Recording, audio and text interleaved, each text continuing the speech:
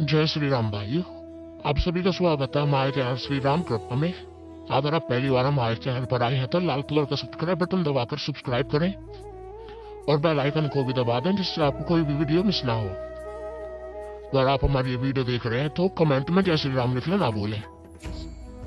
तो उन 7 कार्यों के बारे में बताने जा रहा हूँ जिन कार्यों के विषय में भगवान शिव स्वयं कहते हैं कि जो व्यक्ति इन 7 कार्यों को करता है उसके घर में मेरा और माता पार्वती दोनों का वास होता है। उस घर में कभी भी अन्न की कमी नहीं रहती। साथ ही वो अंत समय में शिवलोक को प्राप्त होता है। उसके समस्त कष्ट मैं दूर करता हूँ। साथ ही हर प्रकार से उसकी रक्षा करता हूँ। उसकी कभी भी दुर्घटनावश मृत्यु नहीं होती, न ही अकाल मृत्यु उस व्यक्ति की होती है और सदैव शिव कृपा की छत्र छाया में वो अपना जीवन व्यतीत करता है। कौन से है वो 7 कार्य? ऐसे 7 कार्य जिनको करने से भगवान शिव की पूरी कृपा आपको प्राप्त होती है और भगवान शिव माता पार्वती के साथ आपके घर में निवास करते हैं। जब भगवान शिव आपके घर में निवास करेंगे तो कोई भी शक्ति आपके घर में जो नकारात्मक शक्ति है वो कभी प्रवेश नहीं कर पाएगी। किसी प्रकार का दुख आपको नहीं होगा। हर प्रकार से भगवान शिव की कृपा से आप सुखमय जीवन व्यतीत करेंगे। मैं आपको एक बात बता दूं कि जब ये बोला जाता है कि भगवान की कृपा से आपको सुख प्राप्त होंगे तो इसका मतलब बिल्कुल ये नहीं होता कि दुख आपको प्राप्त नहीं होते। भगवान की पूजा, भगवान की साधना करने से आपको सुखों की प्राप्ति होती है। सुखों की प्राप्ति कैसे होती है उदाहरण के लिए मैं आपको बताऊं। जैसे अगर आप हरी मिर्च खाते हैं, मिर्च खाते हैं तो आपको तीखा लगता है, आपका मुंह जलने लगता है।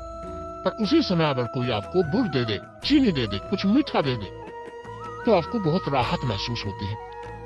इसका मतलब ये नहीं कि गुड़ में मिर्च के तीखेपन को नष्ट कर दिया। इसका मतलब ये है कि गुड़ में आपके अंदर वो शक्ति दे दी जिससे आप उस तीखेपन को सह पाए। तो भगवान आपको जो शक्ति देते हैं वो देते हैं उन दुखों को सहने की शक्ति देते हैं। उदाहरण एक और देता हूँ आपको।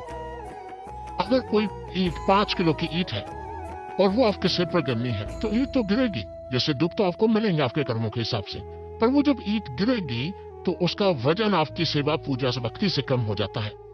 जो नुकसान 5 किलो की ईंट से आपको होने वाला था वही नुकसान मात्र 10 ग्राम 20 ग्राम की ईंट से आपको होता है। यानी जो 5 किलो गिरने पर नुकसान होता है वो मात्र 10 से 20 ग्राम की ईंट से होता है आपका। इसी प्रकार भगवान की जब कृपा आपको प्राप्त होती है तो दुख तो होते ही है, पर भगवान आपको उन दुखों को सहने की इतनी शक्ति प्रदान कर देते हैं कि फिर वो आपको दुख लगते ही नहीं है। इसलिए कहा जाता है कि भगवान की जब कृपा प्राप्त होती है, जब बाबा भोलेनाथ आपके घर में वास करते हैं तो आपको सुख ही सुख प्राप्त होते हैं। तो आइए मैं आपको बताता हूँ 7 कार्यों के बारे में जो कार्य भगवान शिव ने स्वयं बोले हैं कि इन्हें करने वाला व्यक्ति शिवलोक को प्राप्त होता है। वो सदैव सुख रहता है, सुखी रहता है और मैं सदैव उनके घर में वास करता हूँ। सबसे पहला जो कार्य है वो कार्य है कि जिस घर में भी महामृत्युंजय मंत्र, ओम नमः शिवाय मंत्र या शिव कथा गाई जाती है या फिर सुनी जाती है। आपने देखा होगा सुबह सुबह पूजा का समय होता है तो हम भजन चला देते हैं या मंत्र चला देते हैं या कथा चला देते हैं। तो उसका जो फायदा होता है वो इतना होता है, जिस घर में कथा, भगवान शिव की कथा सुनी या पढ़ी जाती है और महामृत्युंजय मंत्र पढ़ाया सुना जाता है और ओम नमः शिवाय मंत्र पढ़ाया सुना जाता है, उस घर में सदैव भगवान शिव वास करते हैं। उस घर में सदैव भगवान भोलेनाथ की कृपा रहती है, उनकी छत्र छाया उस घर में रहती है। सदैव शिव कवच उस घर की रक्षा करता है जिस घर में शिव कथा और उनके मंत्रों का उच्चारण और सुना जाता है। दूसरा कार्य होता है कि जो व्यक्ति अंत समय में यानी मृत्यु की शैया पे है, मरने वाला है, अंत समय में जो भगवान शिव के मंत्र ओम नमः शिवाय मंत्र का या फिर भगवान शिव के नाम का यानी शिव शिव कहता है या भगवान श्री राम का नाम जपता है या महामृत्युंजय मंत्र का जाप करता है, वो सीधा भगवान शिव के शिवलोक को प्राप्त होता है। वो जीवन मरण से मुक्त हो जाता है, वो किसी योनि में नहीं जाता, न ही वो दोबारा इस धरती पर जन्म लेता है, वो सीधा शिवलोक को प्राप्त होता है। तीसरा कार्य भगवान शिव ने कहा कि जो भी व्यक्ति ओम नमः शिवाय का निरंतर जाप करता है, चलते फिरते बैठकर उठकर जहां भी वो रहता है, शुद्ध अवस्था में वो ओम नमः शिवाय का जाप करता है, वो मुझे प्राप्त होता है। उसको मेरे दर्शन होते ही होते हैं। तो ये 3 कार्य। चौथा कार्य है कि जो व्यक्ति शिवलिंग पर राम नाम लेते हुए और जल चढ़ाता है, जब सफेद चंदन से जो राम नाम लिखता है शिवलिंग के ऊपर, वो व्यक्ति भाव से पार होता है। उस व्यक्ति को भगवान श्री राम और भगवान शिव की कृपा प्राप्त होती है। उसकी सुरक्षा सदैव भगवान शिव के गण करते हैं, उसकी रक्षा सदैव हनुमान जी महाराज करते हैं, और अंत समय में शिवलोक को वो प्राप्त होता है।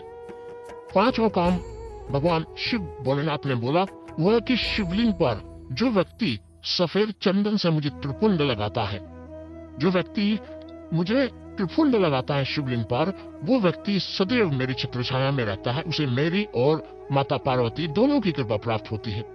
वो सदैव शिव कृपा से संपूर्ण रहता है। उसका जो भौतिक जीवन होता है वो सदा सुखमय होता है। छठा जो कार्य बताया वो है कि जो व्यक्ति शिवलिंग पर 1 लोटा जल चढ़ाता है, प्रतिदिन 1 लोटा जल चढ़ाता है, उससे मैं अति शीघ्र प्रसन्न होता हूँ। उसके घर में सुख समृद्धि का आवास देता हूँ। उसके घर में सदैव महालक्ष्मी स्थायी रूप से विद्यमान रहती है। उस घर में किसी चीज की कमी नहीं रहती। वो कर्ज मुक्त हो जाता है, और साथ ही उसकी जो देह है, उसकी जो काया है, उसका जो परिवार है, वो रोग मुक्त हो जाता है। और जो 7वां महत्वपूर्ण कार्य भगवान शिव ने बोला, वो बहुत महत्वपूर्ण है, इसे ध्यान से सुनना। वो बोला कि जो व्यक्ति मेरे प्रिय बेलपत्र का वृक्ष लगाता है, कहीं भी मंदिर के पास, जंगल में, कहीं भी बेलपत्र का वृक्ष लगाता है, उस व्यक्ति को कभी भी इस धरती लोक पर दोबारा जन्म नहीं मिलता। साथ ही जब तक उस बेल के बेलपत्र शिवलिंग पर चढ़ते रहते हैं, तब तक उसके पुण्य में वृद्धि होनी शुरू हो जाती है। उसके पुण्यों में वृद्धि होती चली जाती है।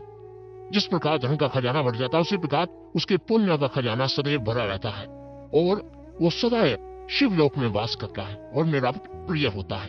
तो ये 7 काम ऐसे काम हैं जिन कार्यों को आपको करना चाहिए, जो कि भगवान शिव ने बोला है कि जो इन 7 कार्यों को करता है वो सदैव मेरा प्रिय रहता है और शिवलोक को प्राप्त करता है। तो मुझे आशा ये जानकारी आपको पसंद आई होगी, और अगर आप पहली बार हमारे चैनल श्री राम कृपा में, तो आपके सामने जो लाल कलर का बटन है सब्सक्राइब का, उसे दबा के चैनल को सब्सक्राइब कीजिए ताकि आप हमारे साथ जुड़ सके। बेल आइकन को दबाइए, घंटे के निशान को, ताकि जो भी हम जानकारी डालें भक्ति भक्ताई से जुड़ी वो सबसे पहले आपको प्राप्त हो।